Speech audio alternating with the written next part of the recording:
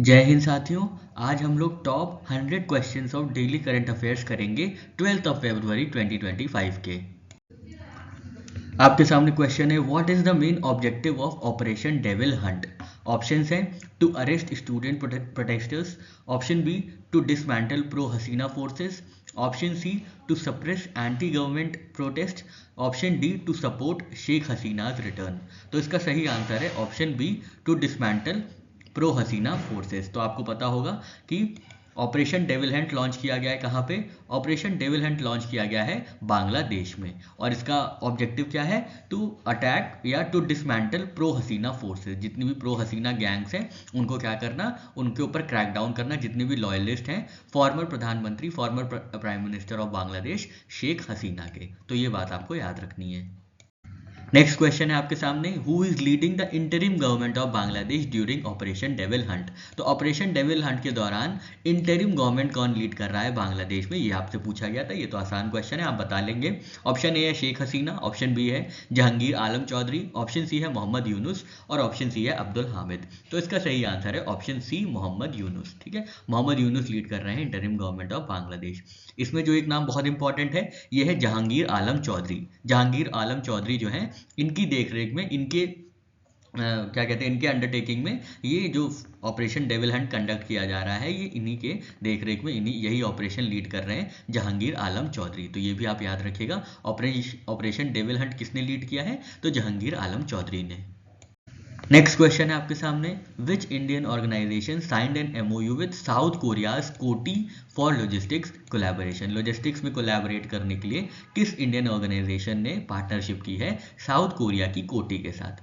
Option A Department for Promotion of Industry and Internal Trade, option B National Highways Authority of India, option C है Indian Railways और option D है ministry of Road Transport and Highways. तो इसका सही answer है option A Department of Promotion for Industry, Department for Promotion of Industry and Internal Trade. तो ये MOU sign किया गया है, पार्टनरशिप हुई है between department for Promotion of Industry and Internal trade and Korean transport institute कोटी south Korea. Date कब sign किया गया है ये, तो 10 फरवरी 2025 को साइन किया गया है। कौन से की रिप्रेजेंटेटिव्स वहां पे अवेलेबल थे, तो मिस्टर योंग चैम किम जो कि प्रेसिडेंट है KOTI, and His Excellency Amit Kumar who is ambassador of India to South Korea. किसके लिए साइन किया गया है, लॉजिस्टिक्स एफिशिएंसी को इंप्रूव करने के लिए ये जो है कोलैबोरेशन किया गया है।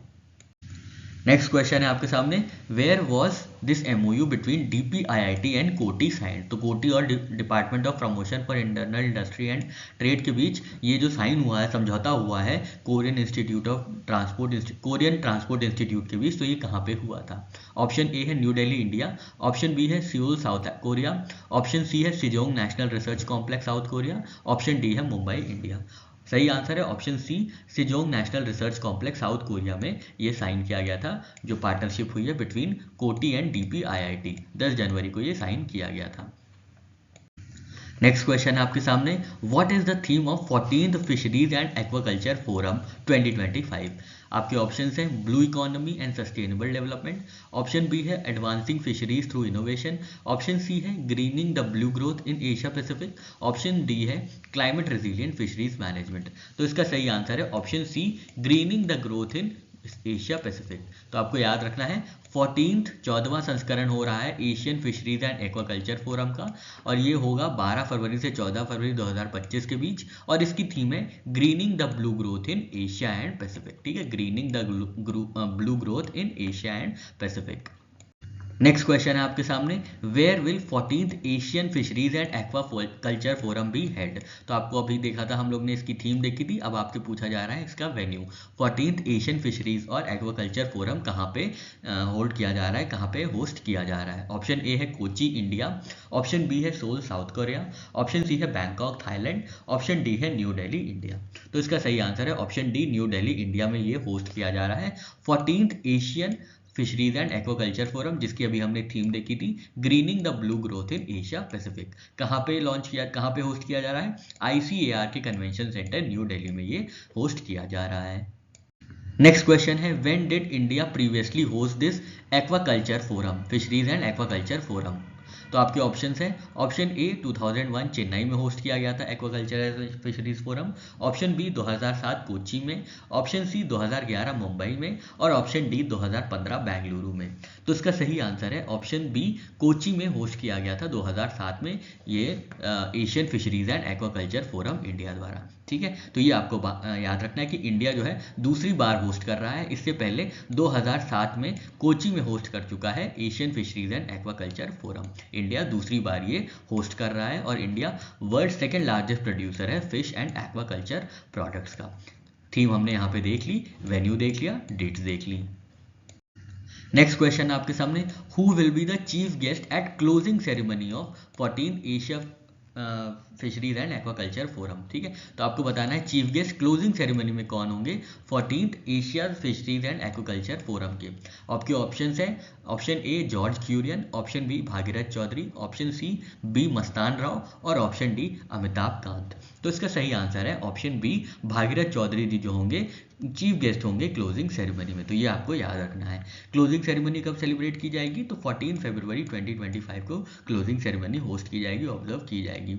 इसमें चीफ गेस्ट कौन होंगे, तो minister of state for agriculture and farmer welfare Bhagirath Choudhary ji जो हैं इसमें क्लोजिंग सेरेमनी के चीफ गेस्ट होंगे। इनॉग्रेट किसने किया है, तो inaugurate union minister Rajiv Ranjan Singh ने किया है 12 फरवरी को। तो आपको याद रखना है इनॉग्रेट किसने किया है और आपको याद रखना है क्लोजिंग सेरेमनी में चीफ गेस्ट कौन रहे हैं। नेक्स्ट क्वेश्चन है आपके सामने, how much domestic defence production did India achieve in 2025। साल 2025 में इंडिया ने कितना डोमेस्टिक डिफेंस प्रोडक्शन अचीव किया है, आपको ये बताना है, वैल्यू बतानी है कितने डोमेस्टिक डिफेंस प्रोडक्शन का कितना वैल्यू रही है 2025 में, मतलब 2024 में। तो आपके ऑप्शन है, option A 1.27 lakh crore, option B है 1.50 लाख करोड़, ऑप्शन सी है 1.10 लाख करोड़ और ऑप्शन डी है 1.05 लाख करोड़। तो इसका सही आंसर है option A 1.27 lakh crore.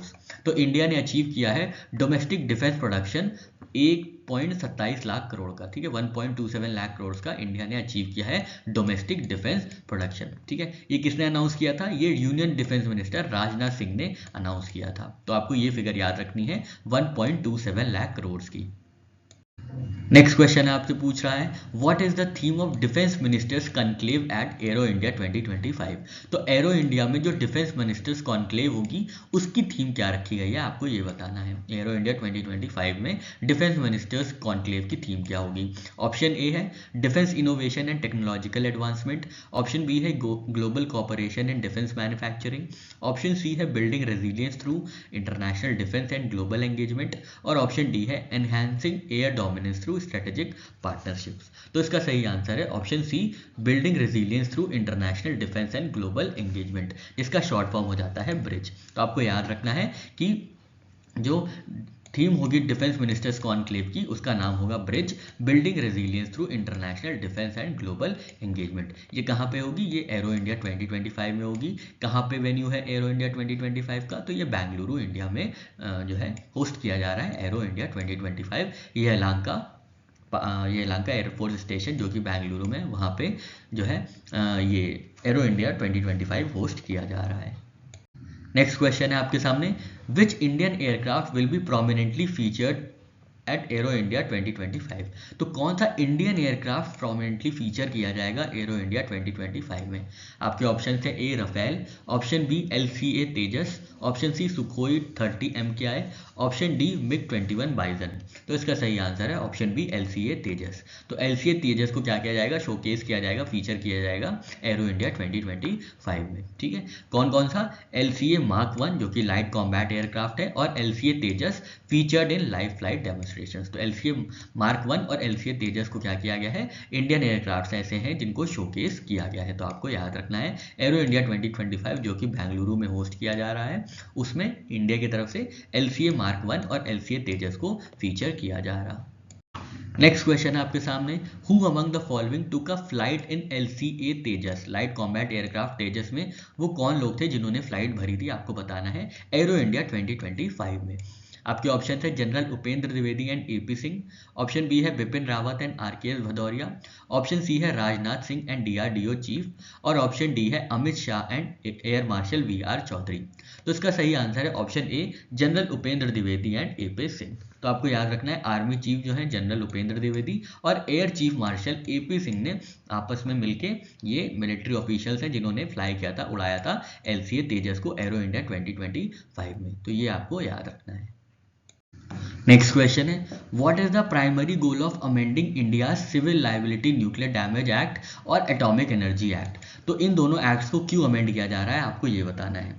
Option A कह रहा है strengthening domestic coal based power generation, option B addressing foreign nuclear firms concerns to attract investment, option C increasing hydro electric power capacity, and option D reducing defence spending in nuclear technology. तो इसका सही answer है option B addressing foreign nuclear firms to attract investment. तो आपको पता होगा India ने plan किया है, बजट में भी था इसका, बजट में इसकी चर्चा हुई थी कि civil liability for nuclear damage act को और एटॉमिक एनर्जी एक्ट 1962 को अमेंड किया जाएगा। क्यों अमेंड किया जाएगा? इससे जो फॉरेन न्यूक्लियर फर्म्स हैं उनकी कंसर्न्स रिजॉल्व की जाएंगी, इन्वेस्टमेंट को एनेबल किया जाएगा इन इंस्टॉल्ड न्यूक्लियर प्रोजेक्ट्स, और सपोर्ट किया जाएगा इंडिया गोल को of 100 gigawatt nuclear capacity by 2047। Next question है आपके सामने what is India's nuclear capacity as of 2025। India में कितनी न्यूक्लियर कैपेसिटी है एज ऑफ 2025 आपको ये बताना है। आपके ऑप्शन है option A 5200 megawatt, option B 10500 megawatt, option C 9100 megawatt, and option D 6780 megawatt. तो इसका सही आंसर है ऑप्शन डी 6780 मेगावाट जो है इंडिया की न्यूक्लियर कैपेसिटी है as of 2025 with 22 reactors. Next question है what is India nuclear capacity target by 2047। ये तो अभी हम लोग ने देखा इंडिया का न्यूक्लियर कैपेसिटी टारगेट कितना अचीव करना है बाय 2047। तो आपके ऑप्शन है option A 50 gigawatt, option B 750 gigawatt, option C 100 gigawatt, and option D 150 gigawatt. तो इसका सही आंसर है ऑप्शन सी 100 गीगावाट जो है इंडिया का टारगेट है न्यूक्लियर कैपेसिटी को अचीव करने के लिए। ठीक है, बजट में कितना एलोकेशन हुआ है? 20,000 करोड़ का एलोकेशन हुआ है फॉर न्यूक्लियर डेवलपमेंट। टारगेट कितना रखा गया है? 100 gigawatt nuclear capacity by 2047। Next question है आपके सामने what type of reactors is India planning to develop by 2033। 2033 तक कौन से रिएक्टर्स इंडिया प्लान कर रहा है कि बनाए जाएं? ऑप्शन ए है pressurised heavy water reactors, option B है small modular reactors, option C है breeder reactors, and option D है फास्ट न्यूट्रॉन रिएक्टर्स। तो इसका सही आंसर है option B small modular reactors. ठीक है, इंडिया डेवलप करने की कोशिश कर रहा है स्मॉल मॉड्यूलर रिएक्टर्स को बाय 2033। तो ये भी आपको याद रखना है। Which global convention primarily holds nuclear plant operators not suppliers liable for damage। तो वो कौन सा ग्लोबल कन्वेंशन है जो कि न्यूक्लियर प्लांट के ऑपरेटर्स को ना कि सप्लायर्स को डैमेज के लिए रिस्पॉन्सिबल मानता है, जिसकी वजह से काफ़ी ज़्यादा समस्याएं उत्पन्न होती हैं और जिसकी वजह से न्यूक्लियर डेवलपमेंट इंडिया में थोड़ा सा थ्रटल हो गया, थोड़ा सा रुक सा गया था। ठीक है, तो इसके ऑप्शन है आपके लिए option A Paris Convention on third party liability in the field of nuclear energy, option B Vienna Convention on civil liability for nuclear damage, option C convention for supplementary compensation for nuclear damage, option D Basel Convention on hazardous waste. तो इसका सही answer है option C convention for supplementary compensation for nuclear damage. ठीक है, तो ये भी एक रीजन था जिसके लिए जो है CLNDA और एटॉमिक एनर्जी एक्ट को, CLNDA क्या है? Civil liability for nuclear damage act, और इंडियन एटॉमिक एनर्जी एक्ट को बदला जा रहा है। ठीक है, इससे क्या होगा जो CLNDA के सप्लायर्स लाइबिलिटी है दैट डिस्करेजेस फॉरेन इन्वेस्टमेंट। तो जो civil liability for nuclear damage है इसके अंतर्गत क्या होता है कोई भी न्यूक्लियर डैमेज होगा तो उसमें किसकी गलती मानी जाती है? न्यूक्लियर सप्लायर इक्विपमेंट्स की, जो भी न्यूक्लियर सप्लाई करते हैं, जो भी कंपनीज न्यूक्लियर कंपोनेंट सप्लाई करती हैं उनकी लाइबिलिटी ज़्यादा हो जाती है। ठीक है, तो इसकी वजह से ये इसको अमेंड किया जा रहा है कि अब सप्लायर की कोई भी लाइबिलिटी नहीं होगी, ऑपरेटर्स की लाइबिलिटी होगी। ठीक है, और इसके लिए कौन सा कन्वेंशन इसको सपोर्ट करता है? जो कि ऑपरेटर्स को लायबल मानता है ना कि सप्लायर्स को। तो ऐसा जो कन्वेंशन है ये है global convention for supplementary compensation for nuclear damage. तो ये होल्ड करता है ऑपरेटर्स को for any nuclear accident rather than holding या मेकिंग ऑपरेटर या मेकिंग सप्लायर्स लाइबल, ठीक है। तो ये सप्लायर्स की लाइबिलिटी नहीं मानता है, ये ऑपरेटर्स की लाइबिलिटी मानता है। जबकि इंडिया का जो एक्ट है civil liability for nuclear damage act, ये सप्लायर्स की लाइबिलिटी मांगता है, ठीक है। तो इसकी वजह से इसको ये अब क्या किया जा रहा है, अमेंड किया जा रहा है और अब ये अलाइंड हो जाएगा global convention for supplementary compensation for nuclear damage के साथ। नेक्स्ट क्वेश्चन है, the ministry of defence signed 642 crore contract with BEL for which of the following system. तो भारत इलेक्ट्रॉनिक्स लिमिटेड के साथ मिनिस्ट्री ऑफ डिफेंस ने 642 करोड़ का कौन सा समझौता किया है, किस सिस्टम के लिए ये समझौता किया गया है।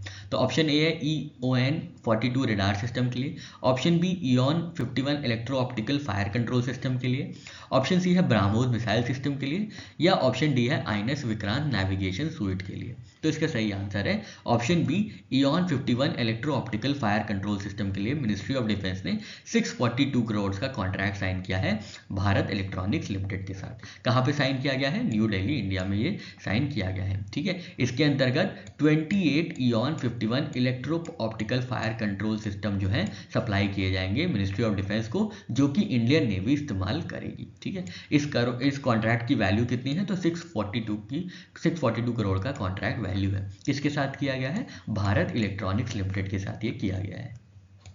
नेक्स्ट क्वेश्चन है आपके सामने, where will EON 51 systems be installed. तो जिसके बारे में अभी हम लोग ने देखा EON 51 सिस्टम, वो कहाँ पे इंस्टॉल किए जाएंगे आपको ये बताना है।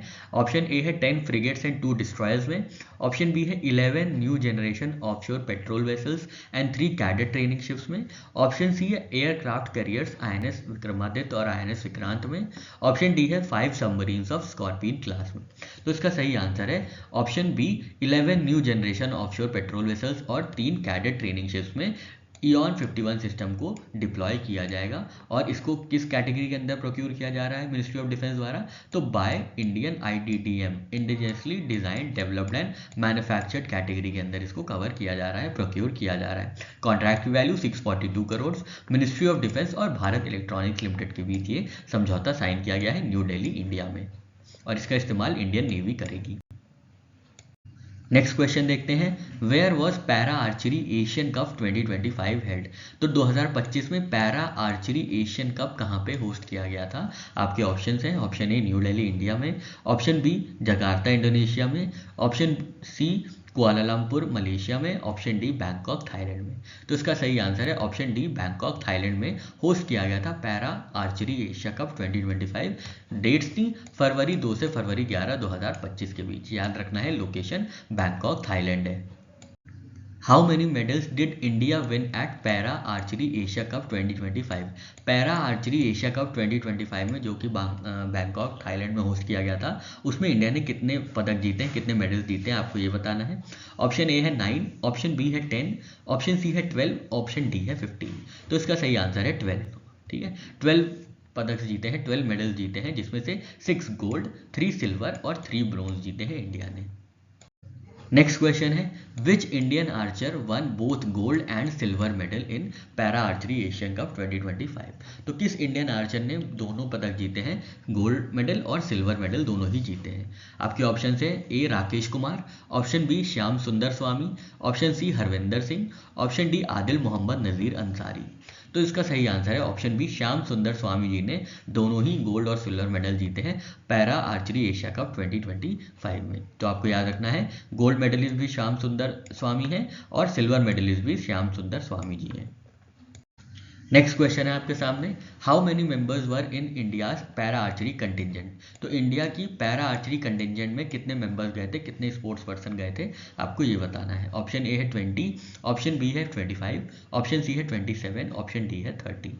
तो 27 लोग गए थे, ऑप्शन सी सही आंसर है, ठीक है। तो आपको याद रखना है इंडिया की परफॉर्मेंस, 12 मेडल जीते, 6 gold, 3 silver, 3 bronze. Total participants from India कितने थे, तो 27 पैरा आर्चर्स ने पार्टिसिपेट किया था para archery cup Asia cup 2025, जिसको बैंकॉक थाईलैंड में आयोजित किया गया था 2 फरवरी से 11 फरवरी 2025 के बीच में।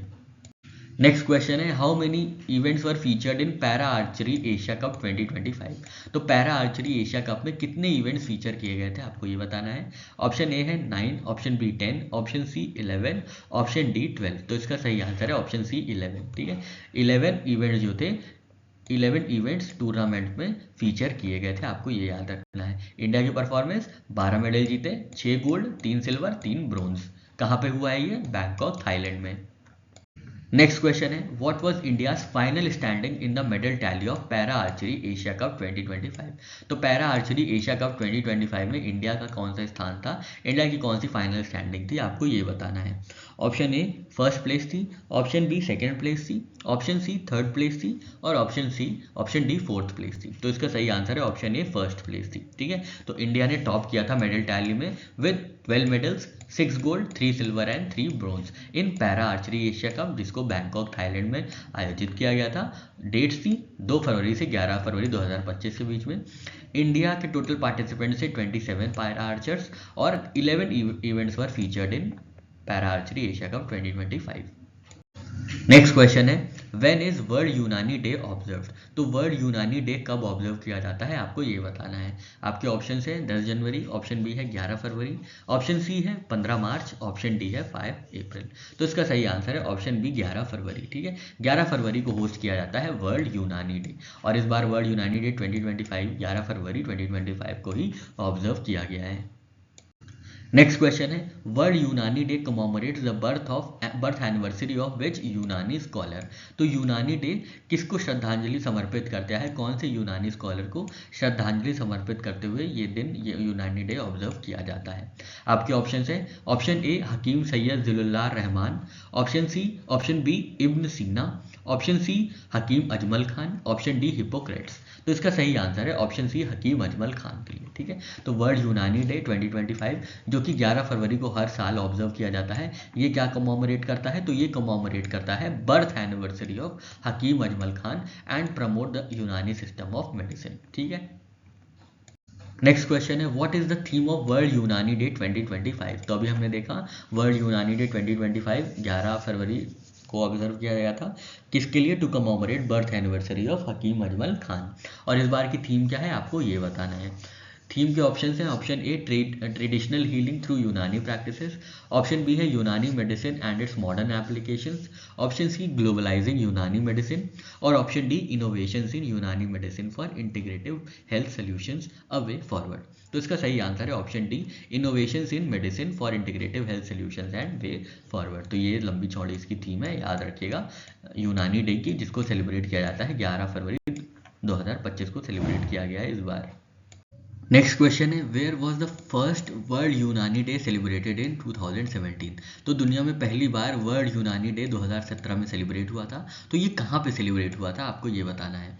ऑप्शन ए एम्स नई दिल्ली में, ऑप्शन बी जामिया मिलिया इस्लामिया दिल्ली में, option C Central research institute of Unani medicine Hyderabad में, या option D Tata Memorial Hospital Mumbai में। तो इसका सही आंसर है option C Central research institute of Unani medicine Hyderabad में इसको पहली बार 2017 में ऑब्जर्व किया गया था। याद रखना है 2017 में पहली बार ऑब्जर्व किया गया था, कहाँ पे? Central research institute of Unani medicine Hyderabad Telangana में। ठीक है, in which year did Hakim Ajmal Khan establish Hindustani Dawakhana. तो हकीम अजमल खान जी ने हिंदुस्तानी दवाखाना कौन से ईयर में इस्टेब्लिश किया था, आपको ये बताना है। ऑप्शन ए है 1905, option B 1910, option C 1915, option B 1920 में। तो इसका सही आंसर है ऑप्शन ए 1905 में इन्होंने इस्टेब्लिश किया था हिंदुस्तानी दवाखाना। ठीक है, इनका जन्म हुआ था, हकीम अजमल खान जी का जन्म हुआ था 11 फरवरी 1868 को। 11 फरवरी को ही हम लोग सेलिब्रेट करते हैं, ऑब्जर्व करते हैं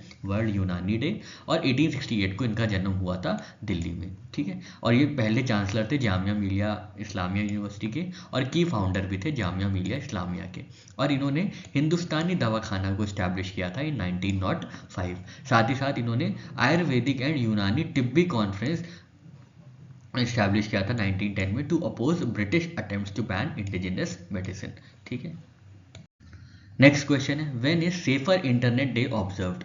आपको पूछ रहा है सेफर इंटरनेट डे ऑब्जर्व कब किया जाता है, सेफर इंटरनेट डे कब ऑब्जर्व किया जाता है। ऑप्शन है ऑप्शन ए 6 फरवरी 2025, ऑप्शन बी 10 फरवरी 2025, ऑप्शन सी 11 फरवरी, और ऑप्शन डी 12 फरवरी। तो इसका सही आंसर है ऑप्शन सी 11 फरवरी 2025 को ऑब्जर्व किया गया है सेफ इंटरनेट डे। और ये कब वैसे ऑब्जर्व किया जाता है जनरली, तो ये सेकेंड ट्यूसडे ऑफ फरवरी को ऑब्जर्व किया जाता है। तो इस बार 11 फरवरी 2025 को ऑब्जर्व किया गया है। ये इसका 22वां संस्करण है, ठीक है, 22वां संस्करण है, याद रखिएगा। What is the theme of Safe Internet Day 2025? तो सेफर इंटरनेट डे की थीम क्या है 2025 की, आपको ये बताना है। ऑप्शन ए है digital safety for all, option B too good to be true, protecting yourself and others from scams online, option C cyber security for the future, option D online privacy for safety। तो क्या theme थी safer internet day 2025 की? तो इसका सही answer है option B too good to be true, protecting yourself and others from scams online, ठीक है, ये थीम है too good to be true, protecting yourself and others from scams online. Next question है आपके सामने, in which year was first safe internet day observe? पहली बार safer internet day कब ऑब्जर्व किया गया था, आपको ये बताना है। Option A 2004, option B 2005, option C 2009, option D 2010। तो इसका सही आंसर है ऑप्शन ए 2004 को पहली बार 6 फरवरी 2004 को पहली बार ऑब्जर्व किया गया था सेफर इंटरनेट डे। और इस बार 22वां संस्करण 22nd एडिशन ऑब्जर्व किया जा रहा है और ये जनरली सेकेंड ट्यूसडे ऑफ फरवरी को ऑब्जर्व किया जाता है। नेक्स्ट क्वेश्चन है आपके सामने, what is the name of safer internet day 2025 mascot? तो सेफर इंटरनेट डे 2025 के शुभांकर की या मैस्कट का क्या नाम है, आपको ये बताना है। ऑप्शन ए है byte, option B ally, option C cyber bot, option D net safe. तो इसका सही आंसर है ऑप्शन बी एलाई, ठीक है, एलाई इसका सही आंसर है। इस बार का जो सेफर इंटरनेट डे है इसका मैस्कट है शुभांकर है, एलाई। नेक्स्ट SID डेट्स क्या होंगी, 2024 को 6 फरवरी में ऑब्जर्व किया गया था, फिर 2025 जो कि इस साल 11 फरवरी को ऑब्जर्व किया गया था, और अगले बार ये 10 फरवरी को ऑब्जर्व किया जाएगा, which shall be second Tuesday of February. Next question है आपके सामने, who announce that India has surpassed 100 gigawatt of installed solar energy capacity? तो किसने अनाउंस किया है कि इंडिया ने अचीव किया है 100 gigawatt of solar energy capacity, installed solar energy capacity? आपके ऑप्शन हैं ए राजकुमार सिंह, ऑप्शन बी है भूपेंद्र यादव, ऑप्शन सी है प्रहलाद जोशी, ऑप्शन डी है नितिन गडकरी। तो इसका सही आंसर है ऑप्शन सी, प्रहलाद जोशी जी ने अनाउंस किया है कि इंडिया ने अचीव किया है 100 gigawatt of installed solar energy capacity, 100 gigawatt of installed solar energy capacity. Union minister Prahlad Joshi हैं जो कि मिनिस्टर हैं न्यू एंड रिन्यूएबल एनर्जी के, इन्होंने ये अनाउंसमेंट किया है, इस बात की जानकारी दी है। What is India's total installed solar capacity as of January 31st 2025? तो जनवरी 31st 2025 में इंडिया की टोटल इंस्टॉल्ड सोलर कैपेसिटी कितनी है, आपको ये बताना है। ऑप्शन ए है 98.5 गीगावाट, ऑप्शन बी है 100.33 गीगावाट, ऑप्शन सी है 105 गीगावाट और ऑप्शन डी है 110.2 गीगावाट। तो इसका सही आंसर है ऑप्शन बी 100.33 गीगावाट जो है अभी हाल में ही इंडिया की इंस्टॉल्ड सोलर कैपेसिटी है, ठीक है। तो आपको ये बात याद रखनी है, करेंट इंस्टॉल कैपेसिटी इंडिया की कितनी है, तो 100.33 गीगावाट है। इंडिया ने अभी हाल में ही सरपास किया है 100 gigawatt installed solar energy capacity में। नेक्स्ट क्वेश्चन है, how much solar capacity was added in 2024? तो 2024 में कितनी कैपेसिटी ऐड की गई थी टू मेक इट 100 गीगावाट, ठीक है। तो आपके ऑप्शन हैं, option A 12 gigawatt, option B 18 gigawatt, option C 24.5 gigawatt और ऑप्शन डी 30 गीगावाट। तो इस बार ऑप्शन सी सही आंसर है, 24.5 गीगावाट जो है ऐड किया गया था सोलर कैपेसिटी इन 2024। तो ये आपको याद रखना है। नेक्स्ट क्वेश्चन है, which of the following state is not among top 5 for solar installation in India? तो शीर्ष 5 राज्यों में कौन सा वो राज्य नहीं है जिसमें सोलर इंस्टॉलेशन सबसे ज़्यादा हुए हैं? तो आपके ऑप्शन हैं, option A West Bengal, option B Gujarat, option C Rajasthan, option D Tamil Nadu. तो इसका सही आंसर है ऑप्शन ए वेस्ट बंगाल, ठीक है। तो जो top 5 states for solar installation हैं उनमें से हैं, पहले पे है राजस्थान, सेकंड पे है गुजरात, थर्ड पे है तमिलनाडु, फोर्थ पे है महाराष्ट्र और फिफ्थ पे है मध्य प्रदेश। तो इन 5 राज्यों में सबसे ज़्यादा सोलर इंस्टॉलेशन हुए हैं और वेस्ट बंगाल इनमें नहीं है। नेक्स्ट क्वेश्चन है what percentage of India's total renewable capacity comes from solar power. तो इंडिया का जो टोटल रिन्यूएबल एनर्जी है उनमें सोलर पावर की कितनी परसेंटेज है, सोलर पावर कैपेसिटी की कितनी परसेंटेज है, आपको ये बताना है। ठीक है, ऑप्शन ए है 35%, ऑप्शन बी है 42%, ऑप्शन सी है 51% और ऑप्शन डी है 47%। तो इसका सही आंसर है ऑप्शन डी 47%। ठीक है, तो इंडिया जो है सोलर पावर जो है कंट्रीब्यूट करता है 47% of total installed renewable energy capacity. बहुत इंपॉर्टेंट है, याद रखना है।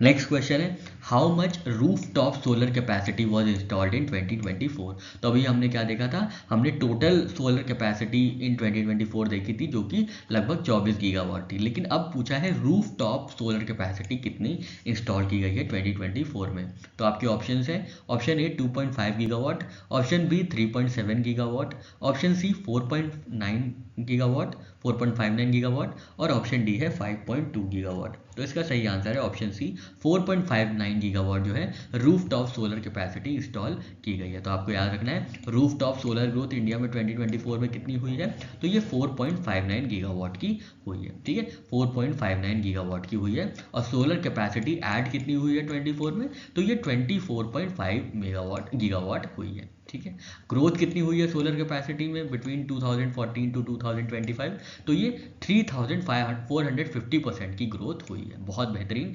2014 में सिर्फ इंडिया के पास 2.82 गीगावाट की कैपेसिटी थी, जो अब 2025 में 100 गीगावाट की कैपेसिटी हो चुकी है। नेक्स्ट क्वेश्चन है the revised market intervention guidelines were announce by which ministry. तो मार्केट इंटरवेंशन स्कीम गाइडलाइंस किसने अनाउंस की थी, आपको ये बताना है किस मिनिस्ट्री ने।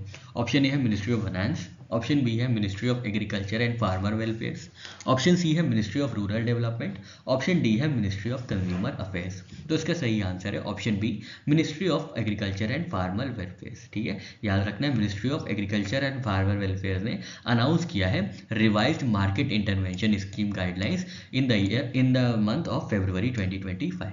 तो 10 फरवरी 2025 को ministry of agriculture and farmer welfare ने revised market intervention scheme guidelines जारी की हैं।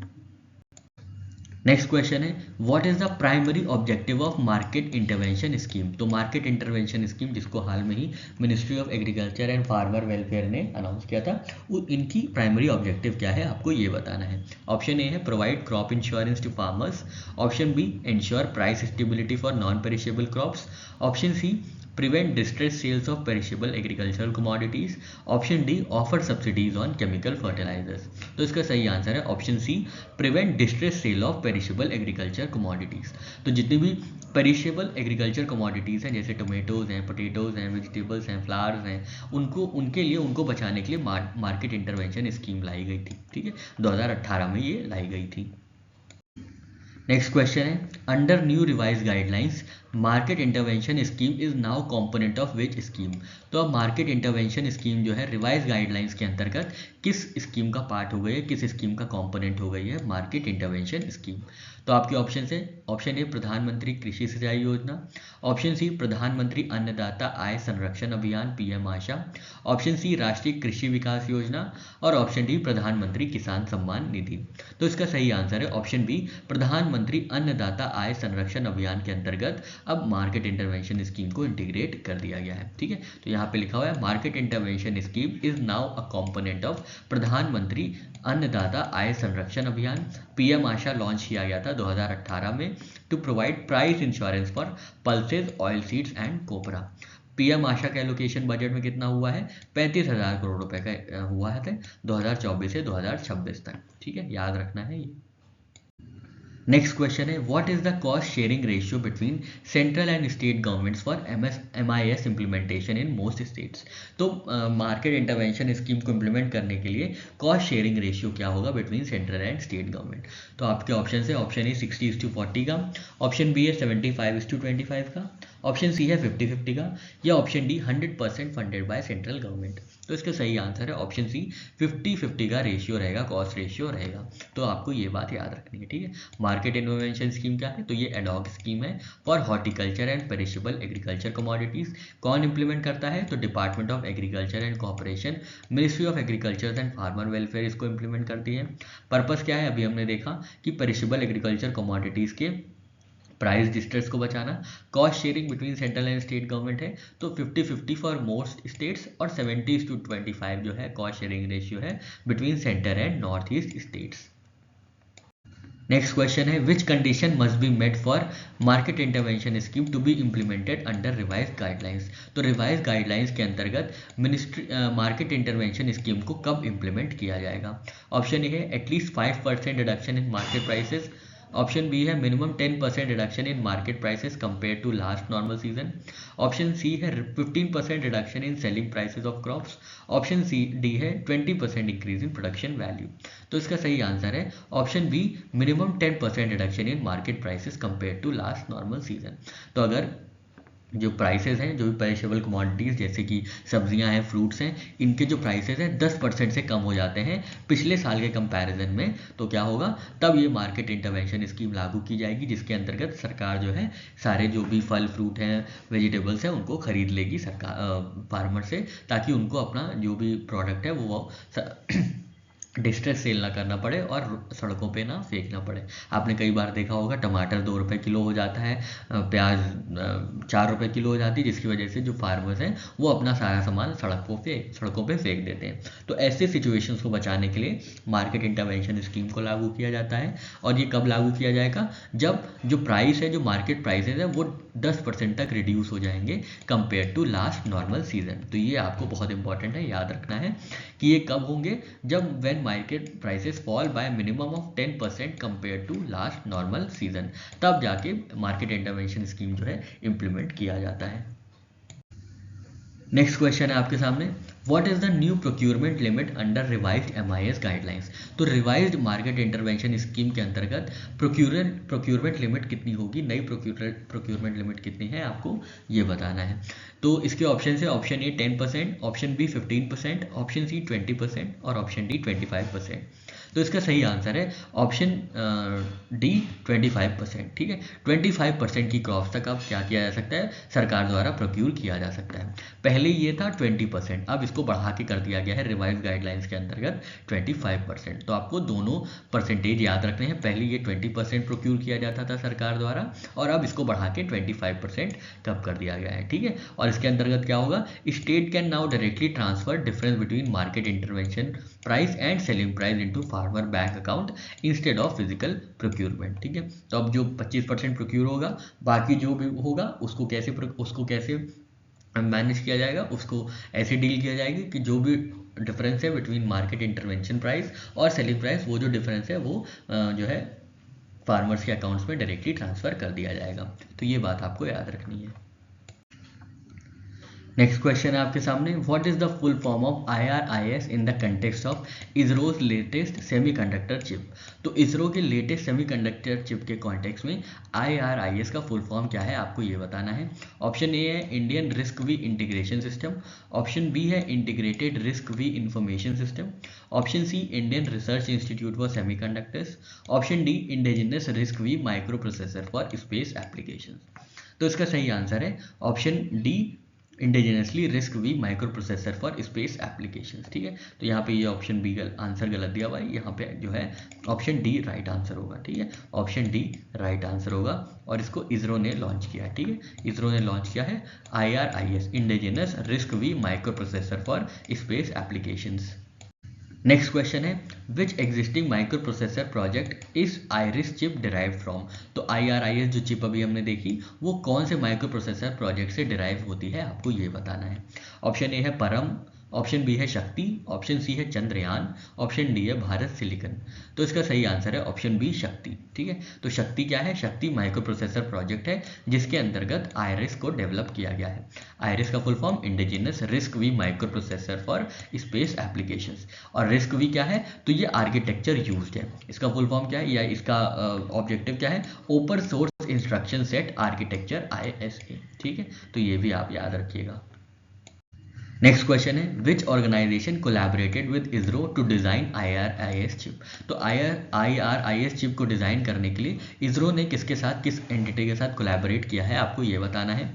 ऑप्शन ए है IISc बैंगलोर, ऑप्शन बी है IIT मद्रास, ऑप्शन सी है DRDO और ऑप्शन डी है BARC, Bhabha atomic research centre. तो इसका सही आंसर है ऑप्शन बी, IIT मद्रास के साथ। ठीक है, IIT मद्रास के साथ जो है इसरो ने पार्टनरशिप की है IRIS को डेवलप करने में, जो कि बेस्ड है शक्ति माइक्रो प्रोसेसर प्रोजेक्ट पे। नेक्स्ट क्वेश्चन है which ISRO division propose the concept of IRIS chip. तो IRIS चिप का जो कॉन्सेप्ट था वो इसरो के किस डिवीजन ने प्रपोज किया था, आपको ये बताना है। ऑप्शन ए है विक्रम साराभाई स्पेस सेंटर ने, ऑप्शन बी है नेशनल रिमोट सेंसिंग सेंटर ने, ऑप्शन बी है इसरो इनर्शियल सिस्टम यूनिट ने, या ऑप्शन डी है UR सैटेलाइट सेंटर ने, UR राव सैटेलाइट सेंटर ने। तो इसका सही आंसर है option C, inertial system unit ने इस कंसेप्ट को प्रपोज किया था IRIS चिप के। ठीक है, तो ये आपको याद रखना है, ISRO inertial system unit Thiruvananthapuram ने प्रपोज किया था कॉन्सेप्ट IRIS चिप का। नेक्स्ट क्वेश्चन है where was IRIS chip fabricated. तो IRIS वाली जो चिप है ये कहाँ पे फैब्रिकेट हुई है, ये आपको बताना है।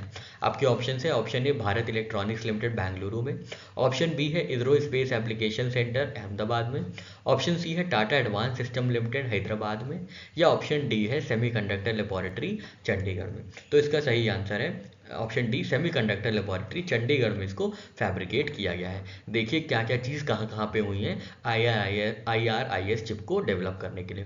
तो डिज़ाइन और इम्प्लीमेंट किया गया है IIT मद्रास द्वारा, फैब्रिकेशन किया गया है सेमीकंडक्टर लेबोरेटरी चंडीगढ़ द्वारा, पैकेज किया गया है Tata advance system limited Karnataka द्वारा, और मदरबोर्ड इस जो चिप है इसकी मदरबोर्ड मैन्युफैक्चरिंग हुई है PCB पावर गुजरात में। तो आपको ये सारी चीज़ें भी याद रखनी है।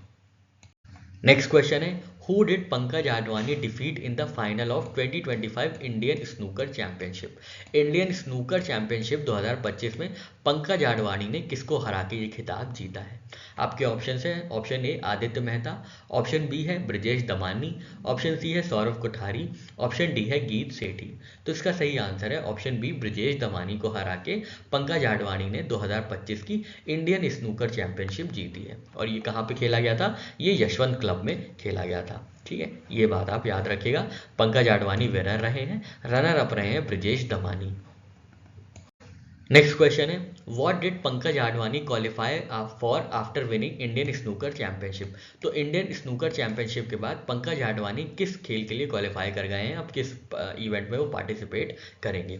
तो इसके ऑप्शन है, option A Asian snooker championship में पार्टिसिपेट करेंगे, ऑप्शन बी है वर्ल्ड बिलियर्ड चैंपियनशिप में पार्टिसिपेट करेंगे, ऑप्शन सी है इंडियन ओपन पूल टूर्नामेंट में पार्टिसिपेट करेंगे, या ऑप्शन डी है all India England snooker championship में पार्टिसिपेट करेंगे।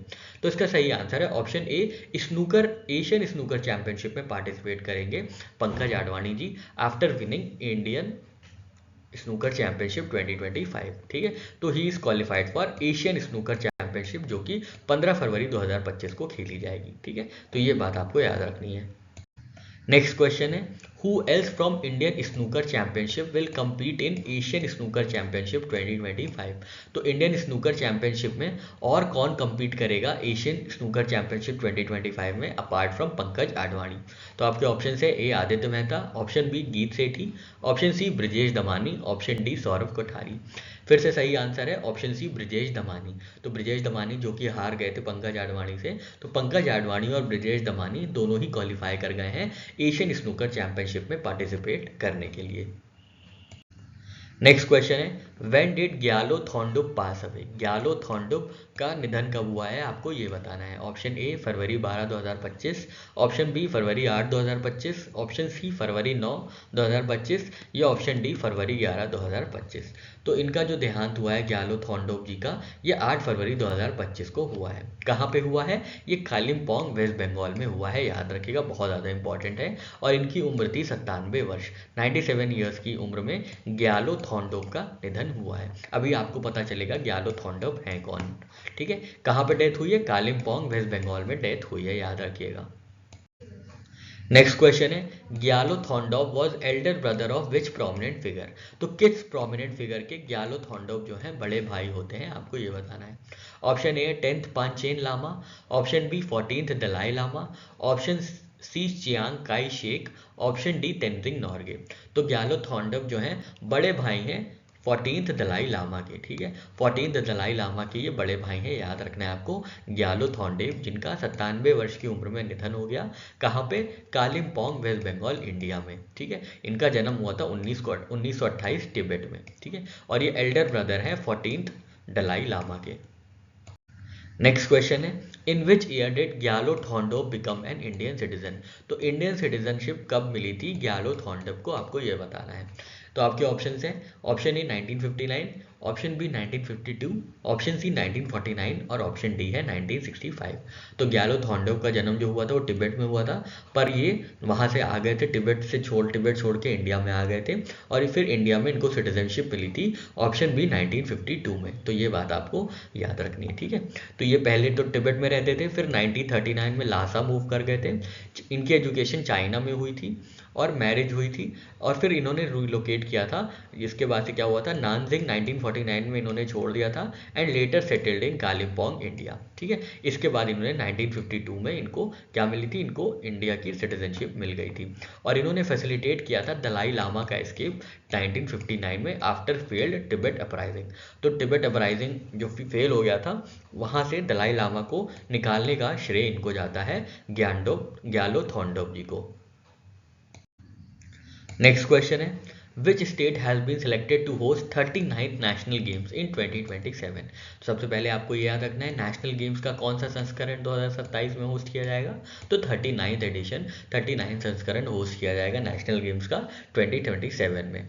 अब आपको बताना है ये कहाँ पे होस्ट किया जाएगा। तो ऑप्शन है आपके सामने, option A Goa, option B Meghalaya, option C Uttarakhand और ऑप्शन डी गुजरात। तो इसको होस्ट किया जाएगा ऑप्शन बी मेघालय में। आपको याद रखना है 39th नेशनल गेम्स 2027 जो है वो होस्ट किया जाएगा मेघालय में, ठीक है। मेघालय में होस्ट किया जाएगा 39 नेशनल गेम्स। ये किसने अनाउंस किया है, तो ये इंडियन ओलंपिक एसोसिएशन के प्रेसिडेंट पीटी उषा जी ने ये अनाउंसमेंट किया है। नेक्स्ट क्वेश्चन है, where is 38th edition of national games being held in 2024। 38वां संस्करण नेशनल गेम्स का कहाँ हुआ था, आपको ये बताना है। तो आपके ऑप्शन है, option A Uttarakhand, option B Goa, option C Gujarat और ऑप्शन डी केरला। तो ये जो 38वां संस्करण था नेशनल गेम्स का, 38th एडिशन था, ये उत्तराखंड में खेला गया है ना, उत्तराखंड में खेला गया। इसके बाद से 39 जो है वो मेघालय में आयोजित किया जाएगा। नेक्स्ट क्वेश्चन है, which of the following correctly list the last 3 host before Meghalaya selection for 2027।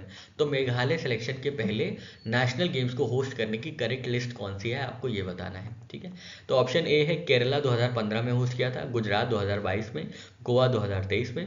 Option B है उत्तराखंड 2024 में, गोवा 2023 में और गुजरात 2022 में। ऑप्शन सी है गोवा 2023 में, केरला 2015 में और गुजरात 2022 में। और ऑप्शन डी है गुजरात 2022 में, गोवा 2023 में और उत्तराखंड 2024 में। तो इसका सही आंसर ऑप्शन डी है, गुजरात ने 2022 में होस्ट किया था, गोवा ने 2023 में होस्ट किया था और उत्तराखंड ने 2024 में होस्ट किया था नेशनल गेम्स, ठीक है। अब 2027 में मेघालय होस्ट करेगा, आपको ये याद रखना है, ठीक है। 37th एडिशन 2023 गोवा में हुआ था, 36th एडिशन 2022 गुजरात में हुआ था और 35th एडिशन 2015 केरला में हुआ था और 38th एडिशन उत्तराखंड में हुआ था, उत्तराखंड के देहरादून में, ठीक है। उत्तराखंड के देहरादून जो कैपिटल है वहाँ पे ये आयोजित किया गया था 38वां संस्करण। और 39th कहाँ पे आयोजित किया जाएगा, तो मेघालय में आयोजित किया जाएगा। कौन से साल में, 2027 में। नेक्स्ट क्वेश्चन आपसे पूछ रहा है, हु वॉज आचार्य सत्येंद्र दास। आचार्य सत्येंद्र दास जी कौन थे, आपको ये बताना है। आपके ऑप्शन है, political leader of Uttar Pradesh, option B chief priest of Shri Ram Janmabhoomi temple, option C a noted historian of Ayodhya, option D head of ISKCON temple. तो इसका सही आंसर है आचार्य सत्येंद्र दास जी चीफ प्रीस्ट थे राम जन्मभूमि टेम्पल के। उनका 85 वर्ष की उम्र में अभी हाल में ही निधन हुआ है 7 फरवरी 2025 को, ठीक है। तो ये बात आपको याद रखनी है, चीफ प्रीस्ट थे श्री राम जन्मभूमि टेम्पल के आचार्य सत्येंद्र दास जी, ठीक है। कहाँ पे इनकी मृत्यु हुई है, तो लखनऊ में इनकी मृत्यु हुई है, जहाँ पे वो काफ़ी दिनों से एडमिट थे, ठीक है। इनका जो क्रिमेशन होगा, जो क्रियाकर्म होगा, इनका अंत्येष्टि होगी, ये अयोध्या में होगी। ये बात आपको याद रखनी है। नेक्स्ट क्वेश्चन है, how many years did Acharya Satyendra Das serve as chief priest of Shri Ram Janmabhoomi Mandir, ठीक है। तो श्री राम जन्मभूमि मंदिर में आचार्य सत्येंद्र दास जी ने कितने वर्षों तक चीफ प्रीस्ट की भूमिका निभाई थी? तो आपके ऑप्शन है, option A over 50 years, option B over 55 years, option C over 65 years, option D over 70 years. तो लगभग 65 वर्ष तक आचार्य सत्येंद्र दास जी चीफ प्रीस्ट थे राम जन्मभूमि मंदिर के। तो ये बात आपको याद रखनी है, चीफ प्रीस्ट जो श्री राम जन्मभूमि मंदिर के आचार्य सत्येंद्र दास जी थे, ये 20 वर्ष की उम्र में ही इन्होंने चीफ प्रीस्ट की उपाधि ले ली थी और 85 वर्ष तक इन्होंने ये पद को संभाल के रखा था और अपनी जो भी कर्तव्य था उनका पालन किया था। नेक्स्ट क्वेश्चन है, who inaugurated international conference on Unani medicine in 2025? तो इंटरनेशनल कॉन्फ्रेंस यूनानी मेडिसिन के लिए जो आयोजित की गई थी, उसका अनावरण, उसका इनॉग्रेशन किसने किया था, आपको ये बताना है। ऑप्शन ए है प्राइम मिनिस्टर नरेंद्र मोदी जी ने, ऑप्शन बी है यूनियन मिनिस्टर ऑफ आयुष ने, ऑप्शन सी है डॉक्टर जितेंद्र सिंह ने, ऑप्शन डी है प्रेसिडेंट द्रौपदी मुर्मू जी ने। तो इसका सही आंसर है option D, president Droupadi Murmu ji ने international conference on Unani medicine का उद्घाटन किया है, अनावरण किया है। और ये कब किया गया था? तो ये 11 फरवरी 2025 को किया गया था। पर्पस क्या है? Integration of Unani medicine with modern health care. Significance क्या होता है? तो ये ऑनर करता है हकीम अजमल खान को, जो कि यूनानी फिजिशियन थे, फ्रीडम फाइटर थे और एजुकेशनिस्ट थे। ठीक है, यूनानी डे पहली बार कब ऑब्जर्व किया गया था? तो 2016, कहीं कहीं पे 2017 भी लिखा रहता है, तो 2 ईयर है, 2016 या 17 में इसको पहली बार ऑब्जर्व किया गया था। नेक्स्ट क्वेश्चन है, व्हेन वाज यूनानी डे फर्स्ट ऑब्जर्व? तो यूनानी डे पहली बार कब ऑब्जर्व किया गया था, आपसे पूछा है। ऑप्शन ए 2001, ऑप्शन बी है 2010, ऑप्शन सी है 2016 और ऑप्शन डी है 2020। तो इसको पहली बार ऑर्गेनाइज किया गया था, ऑप्शन सी 2016 में। ठीक है, तो ये आपको याद रखना है। नेक्स्ट क्वेश्चन है, which university conducted the research on autism linked brain activity? तो ऑटिज्म लिंक्ड ब्रेन एक्टिविटी के लिए किस यूनिवर्सिटी ने रिसर्च कंडक्ट की थी, आपको ये बताना है। तो ऑप्शन है आपके सामने, option A Tel Aviv university, option B है university of Haifa, option C है Hebrew university of Jerusalem, option D है वाइजमैन इंस्टीट्यूट ऑफ साइंस। तो इसका सही आंसर है option B, university of Haifa ने रिसर्च कंडक्ट किया है for autism linked brain activity. तो ये इनका की फोकस था brain mechanism involve in emotional recognition. तो बस आपको ये याद रखना है, autism linked brain activity research किसने कंडक्ट की है? तो यूनिवर्सिटी ऑफ हाइफा इजराइल ने ये कंडक्ट की है। नेक्स्ट क्वेश्चन है, when is the international day for prevention of violent extremism observe? तो ये जो दिवस है, international day for prevention of violent extremism, ये कब ऑब्जर्व किया जाता है, आपको ये बताना है। ऑप्शन ए है 15 जनवरी, ऑप्शन बी है 12 फरवरी, ऑप्शन सी है दिसंबर 10, ऑप्शन डी है सितंबर 21। तो ऑप्शन बी सही आंसर है, फरवरी 12 को ये ऑब्जर्व किया जाता है, international day for prevention of violent extremism as when conducive to terrorism. ठीक है, तो ये पूरा लंबा सा डे है और इसको हर साल एनुअली 12 फरवरी को ऑब्जर्व किया जाता है to raise awareness about violent extremism and its consequences. Next question है, when will Guru Ravidas Jayanti be celebrated in 2025? तो गुरु रविदास जयंती 2025 में कब सेलिब्रेट की जाएगी, आपको ये बताना है। आपके ऑप्शन है, option A February 10, option B February 11, option C February 12 और ऑप्शन डी फरवरी 13। तो इसका सही आंसर है माघी पूर्णिमा के दिन, जो कि 12 फरवरी को ऑब्जर्व किया जा रहा है, उस दिन गुरु रविदास जयंती भी ऑब्जर्व की जाएगी। ठीक है, तो आपको याद रखना है 12 फरवरी को, जो कि माघ पूर्णिमा का भी दिन है, उसी दिन गुरु रविदास जयंती 2025 में ऑब्जर्व की जाएगी। तो आपको ये बात याद रखनी है। नेक्स्ट क्वेश्चन है, where was Guru Ravidas born? तो गुरु रविदास जी जो थे, उनका जन्म कहाँ पे हुआ था, किस स्थान में हुआ था, आपको ये बताना है। आपके ऑप्शन हैं, option A Ayodhya, option B Varanasi, option C Mathura और ऑप्शन डी सीर गोवर्धनपुर। तो इसका सही आंसर है सीर गोवर्धनपुर में गुरु रविदास जी का जन्म हुआ था, जो कि उत्तर प्रदेश में है। ठीक है, इनका जन्म कब हुआ था? 1377 सी को हुआ था। ठीक है, 1377 सी को सीर गोवर्धनपुर में उत्तर प्रदेश में गुरु रविदास जी का जन्म हुआ था। Who among the following was famous disciple of Guru Ravidas? तो आपको बताना है फेमस डिसाइपल कौन थे गुरु रविदास के। आपके ऑप्शन है, option A Kabir Das ji, option B Mirabai, option C Tulsidas और ऑप्शन डी गुरु नानक। तो मीराबाई जो थी वो फेमस डिसाइपल थी गुरु रविदास की। ठीक है, गुरु रविदास जी की जो फेमस डिसाइपल थी वो मीराबाई थी, याद रखिएगा। नेक्स्ट क्वेश्चन है, what is the title of NITI Aayog report on state higher education.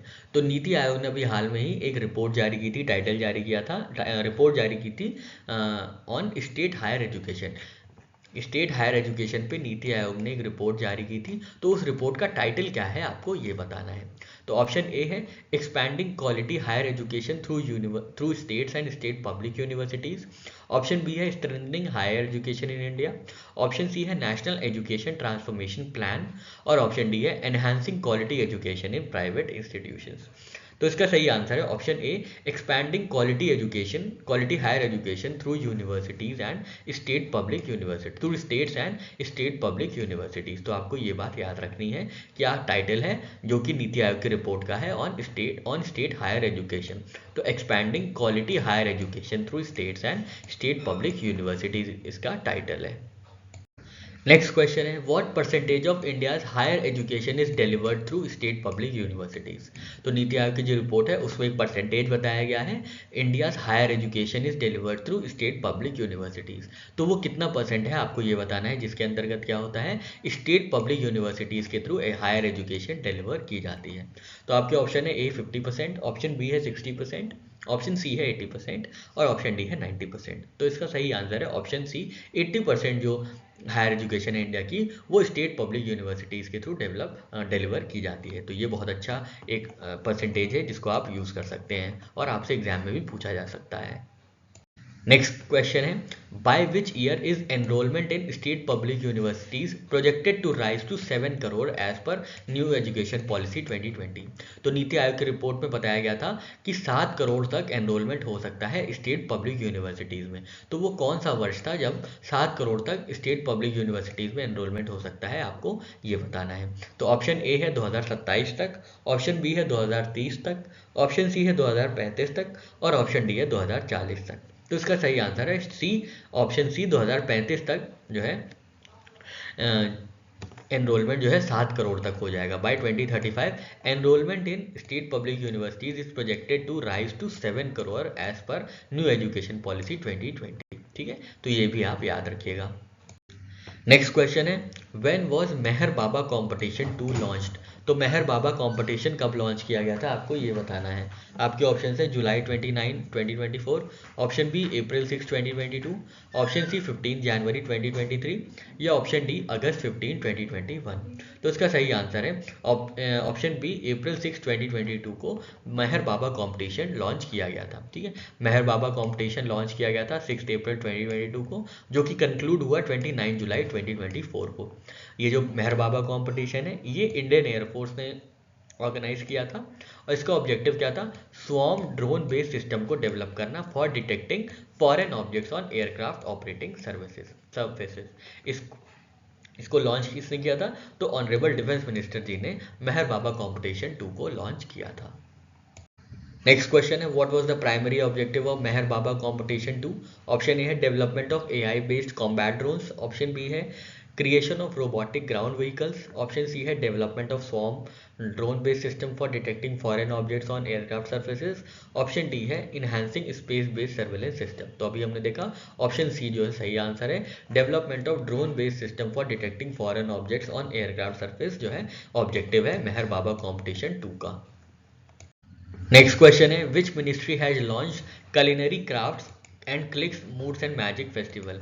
तो किस मिनिस्ट्री ने लॉन्च किया है culinary crafts and clicks mood and magic festival. आपके ऑप्शन है, option A ministry of culture, option B है ministry of housing and urban affairs, option C है ministry of tourism and option D है minister of information and broadcasting. तो इसका सही answer है option B, ministry of housing and urban affairs ने launch किया है फेस्टिवल जिसका नाम है culinary crafts and clicks moods and magic. ठीक है, तो ये किसने ऑर्गेनाइज किया है, ministry of housing and urban affairs ने in collaboration with my government, my gov portal के साथ इन्होंने मिलकर कलिनरी क्राफ्ट्स और क्लिक्स मूड्स एंड मैजिक नाम का फेस्टिवल लॉन्च किया है। कहाँ पे, कर्तव्य पथ और अमृत उद्यान नई दिल्ली में ये आयोजित किया जाएगा। नेक्स्ट क्वेश्चन है, where as THDC India limited first launch is for thermal power plant. तो THDC इंडिया लिमिटेड ने अपना पहला थर्मल पावर प्लांट कहाँ पे लॉन्च किया है, आपको ये बताना है। Option A Singrauli Madhya Pradesh, option B Rishikesh Uttarakhand, option C Bulandshahr Uttar Pradesh and option D Kota Rajasthan. तो इसका सही आंसर है ऑप्शन सी बुलंदशहर उत्तर प्रदेश में THDC इंडिया लिमिटेड ने अपना पहला थर्मल पावर प्लांट लॉन्च किया है, स्टार्ट किया है। तो याद रखना है बुलंदशहर उत्तर प्रदेश में Khurja super thermal power plant launch किया गया है THDC इंडिया लिमिटेड द्वारा, THDCIL द्वारा Khurja super thermal power plant STTP Bulandshahr Uttar Pradesh में लॉन्च किया गया है।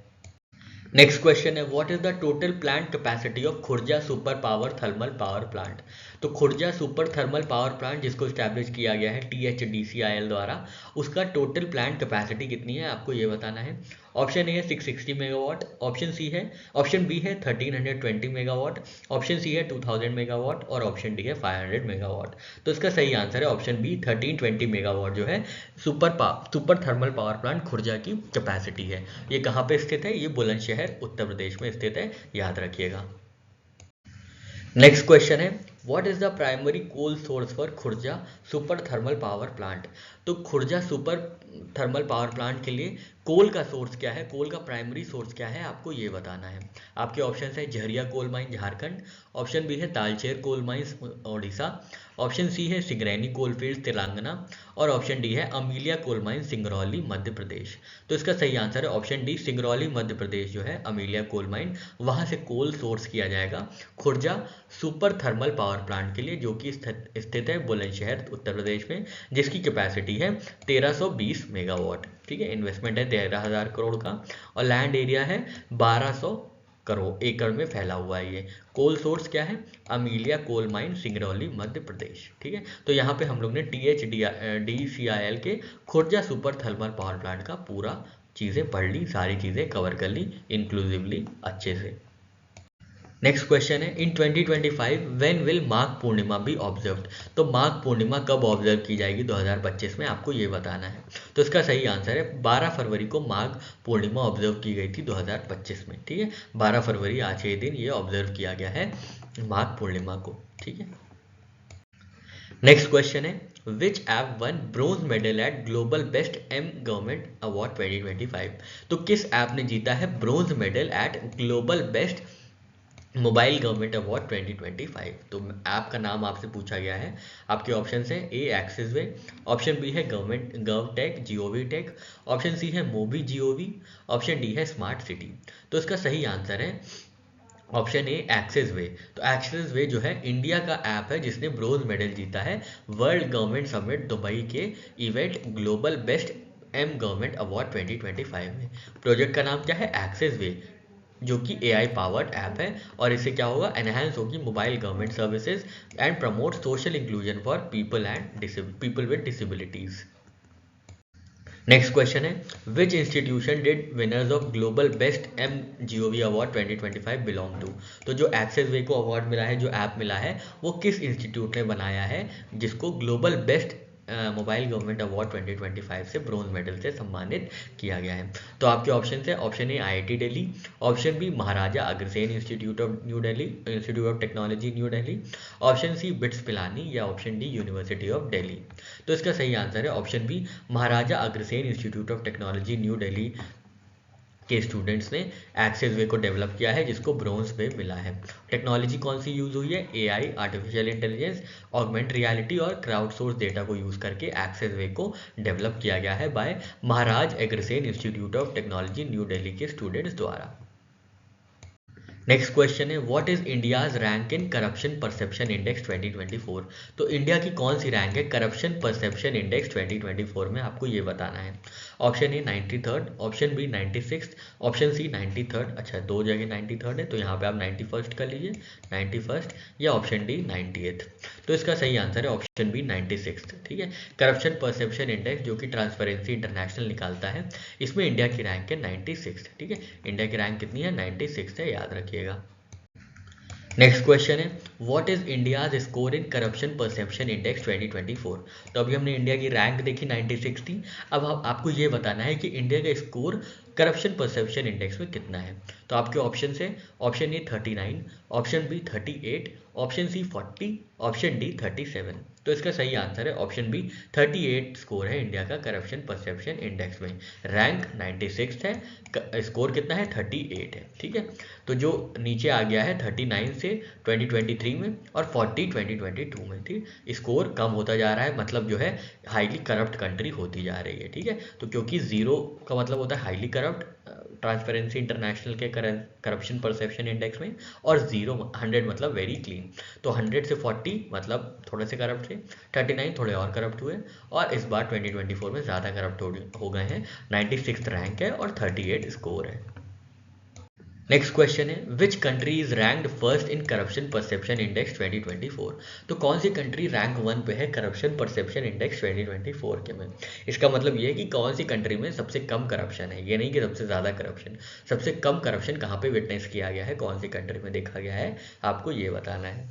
तो आपके ऑप्शन है, option A Denmark, option B Finland, option C Singapore, option D Norway. तो इसका सही आंसर है ऑप्शन ए डेनमार्क। ठीक है, डेनमार्क में सबसे कम करप्शन देखा गया है। तो जो ग्लोबल रैंकिंग है करप्शन की, उसमें फर्स्ट पे है डेनमार्क, सेकंड पे है फिनलैंड और थर्ड पे है सिंगापुर।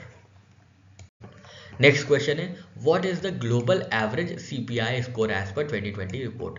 तो करप्शन परसेप्शन इंडेक्स में ग्लोबल एवरेज, पूरी दुनिया का एवरेज क्या है, स्कोर क्या है on corruption perception index as per 2020 report. तो आपके ऑप्शन है, option A 50, option B 43, option C 40 और ऑप्शन डी 45।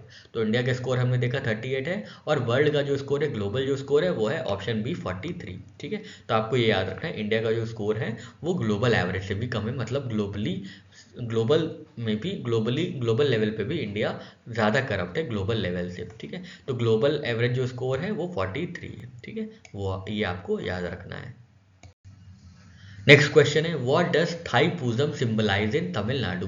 तो थाई पूजम जो फेस्टिवल सेलिब्रेट किया जाता है तमिलनाडु में, वो क्या सिंबलाइज करता है, आपको ये बताना है। Option A, the defeat of evil through divine intervention, option B, the arrival of monsoon season, option C, the birth of lord Murugan, या option D, the victory of lord Murugan over evil. तो इसका सही आंसर है option D, the victory of lord Murugan over evil. ठीक है, थाई पूजम जो है तमिलनाडु का फेस्टिवल है, जहाँ पे क्या सिंबलाइज होता है, Thai Pusam symbolizes victory over evil. कौन सा, लॉर्ड मुरुगन जी की विक्ट्री ओवर इविल। तो ये बात आपको याद रखना है। Thai Pusam 2025 dedicated to lord Murugan, celebrated with devotion, prayers and kavadi offerings. Next question है, where is Jyoti Darshan event held in during Thai Pusam. तो थाई पूजम पर्व के दौरान ज्योति दर्शन जो इवेंट है वो कहाँ पे हुआ है। तो आपके ऑप्शन है, option A Tiruchendur Murugan temple में, option B Palani Murugan temple में, ऑप्शन सी वादालूर वालालार गाना सबाई में, ऑप्शन डी आरूपदाई वीडू में। तो इसका सही आंसर है ऑप्शन सी, वादालूर वालाराई नाना सबाई में ये ज्योति दर्शन का इवेंट हुआ है। ठीक है, तो यहाँ पे दिया हुआ है वादालूर वालालार नाना सबाई ज्योति दर्शन इवेंट यहाँ पे इस मंदिर में हुआ है। तो आपको ये बात याद रखनी है। नेक्स्ट क्वेश्चन है, which temple is referred as 6 abodes of Murugan. तो 6 अबोर्ड्स ऑफ मुरुगन के नाम से कौन सा मंदिर फेमस है, कौन सा प्रसिद्ध मंदिर है, आपको ये बताना है। आपके ऑप्शन है, A Palani Murugan temple, option B है Tiruchendur Murugan temple, option C है आरूपड़ाई वेडू टेम्पल, और ऑप्शन डी है वादालूर वालालार नाना सबाई टेम्पल। तो इसका सही आंसर है ऑप्शन डी, वादालूर वालालार नाना सबाई टेम्पल जो है वो क्या माना गया है, 6 अबोर्ड्स ऑफ मुरुगन माना गया है। ठीक है, आरूपदाई वीरू, माफ कीजिएगा आरूपड़ाई वीरू इसका सही आंसर है। ठीक है, ज्योति इवेंट के लिए ये वादालूर वालालार नाना सबाई है। ठीक है, आरूपड़ाई वीरू जो ऑप्शन सी में है ये जाना जाता है 6 अबोर्ड्स ऑफ मुरुगन के तौर पे। ठीक है, नेक्स्ट क्वेश्चन है, which country has announced a 25% tariff on all steel and aluminium imports effective from March 4 2025। तो 25% tariff on steel and aluminium imports किसने लगाया है, किस कंट्री ने इम्पोज किया है, जो कि 4 मार्च 2025 से फोर्स में आएगा, आपको ये बताना है। ठीक है, कौन सी कंट्री ने 25% टैरिफ लगाया है स्टील और एल्यूमिनियम के इम्पोर्ट्स पे। तो आपके ऑप्शन है, option A Canada, option B China, option C United States और ऑप्शन डी है इंडिया। तो ऐसा करने वाला एक ही कंट्री हो सकती है आज के दौर में, वो है यूनाइटेड स्टेट्स। तो यूनाइटेड स्टेट्स ने 25% टैरिफ लगाया है on all steel and aluminium imports effective March 2025। Next question है what is the rate of tariff impose by US on steel and aluminium imports. अरे ये तो अभी हमने देखा 25% जो है टैरिफ लगाया जाएगा यूएस द्वारा on all steel and aluminium imports. Next question है which countries were previously exempt from US steel and aluminium tariffs but are now included under new directive. तो पहले कौन सी वो कंट्रीज थी जिनको एग्जेम्प्ट किया गया था यूएस स्टील और एल्यूमिनियम टैरिफ से, पर अब नए डायरेक्टिव के अंतर्गत वो कंट्रीज भी शामिल होंगी। तो आपके ऑप्शन है ऑप्शन ए इंडिया, रशिया और जापान, ऑप्शन बी है Canada, Mexico, Brazil, South Korea, option C है ऑस्ट्रेलिया, जापान, यूके और ऑप्शन डी है चाइना, जर्मनी, कनाडा। तो इसका सही आंसर है option B Canada, Mexico, Brazil and South Korea. तो यूनाइटेड स्टेट्स के प्रेसिडेंट डोनाल्ड ट्रंप जी ने इम्पोज किया है 25% tariff on all steel and aluminium imports effective March 4, 2025। Tariffs will apply to all countries eliminating previous exemptions for Canada, Mexico, Brazil, South Korea and others. ठीक है, इससे क्या होगा, US का domestic production boost होगा, simplify होंगी tariff policies और address किया जाएगा फॉरेन डंपिंग। ठीक है, तो जो पहले कनाडा, मैक्सिको और साउथ कोरिया और ब्राज़ील को जो एग्जेम्पशंस प्राप्त थे वो अब खत्म हो चुके हैं। ठीक है, तो ये बात आपको याद रखनी है।